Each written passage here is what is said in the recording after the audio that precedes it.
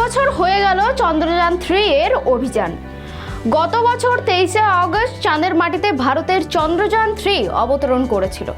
যদিও চাঁদের দক্ষিণ মেরুতে এই অভিযান হয়। নমস্কার, দেখছেন খবর বাংলা, সঙ্গে রয়েছে আমি শ্রুতি। বিজ্ঞান ও প্রযুক্তির খবর নিয়ে ভারতবর্ষের প্রথম দেশ হিসেবে চাঁদের দক্ষিণ মেরুতে অবতীর্ণ হয়েছে। তবে ভারতীয় জ্যোতির্বিজ্ঞানে এক বিপুল সাফল্য এসেছে এই অভিযানের হাত ধরে। চাঁদের মাটিতে সাফল্য এনে দিয়েছে ল্যান্ডার বিক্রম ও রোভার প্রজ্ঞান। তারা দুজনে চাঁদের মাটি থেকে 1 বছর ঘুরতেই নানা নমুনা ও ছবি সংগ্রহ করে পৃথিবীতে পাঠিয়েছে। সময়ের আগেই কাজ শেষ করেছিল তারা, কিন্তু তাদের পৃথিবীর মাটিতে ফিরিয়ে আনা সম্ভব নয়।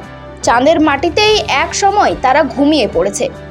ইসরোর তরফ থেকে একাধিক ছবি প্রকাশিত হয়েছে ঘুমিয়ে থাকা ল্যান্ডার ও রোভারের। এদিন ছবিও প্রকাশ করেছে ইসরো।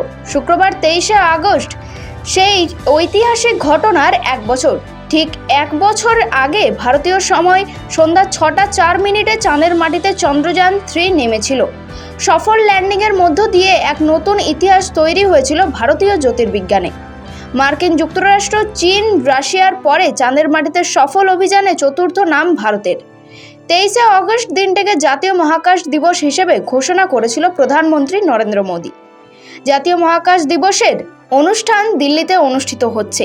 রাষ্ট্রপতি দ্রৌপদী মুর্মু ইসরোর বিজ্ঞানীদের শুভেচ্ছা জানিয়েছে। দেশের বিভিন্ন প্রান্ত থেকে শুভেচ্ছা জানানো হচ্ছে ইসরো বিজ্ঞানীদের।